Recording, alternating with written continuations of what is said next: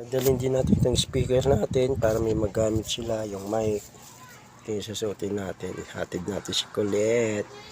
Ito yung dadalhin ni Colette sa school. Oh. Ayun, oh.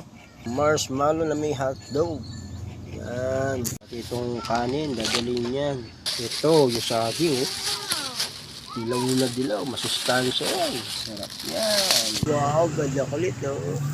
Kasi yung si Colette mamaya sa school. Oh. Opo. Hi, love.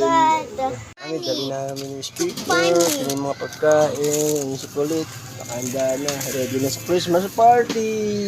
Yehey! Smile. Yehey!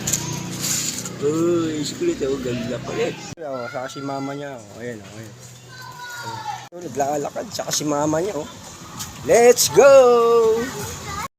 Lalakarin lang natin. Ayan si Colette. Oh. Colette! Ay, si Colette, no? Saka si mama niya. Uy, ganda Colette. Oh. Bago tayo pumasok, hatid natin si Colette sa kanyang Christmas party. Happy? Ay, si Colette. Happy daw si Colette. Oh, ayun.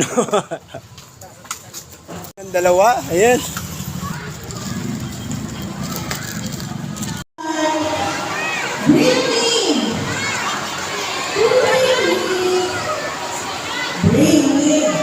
Iwan na natin si Colette doon, saka si Mahal, yung mama niya. Kasi may pasok pa tayo.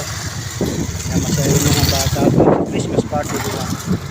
Nag-i-enjoy naman sila doon.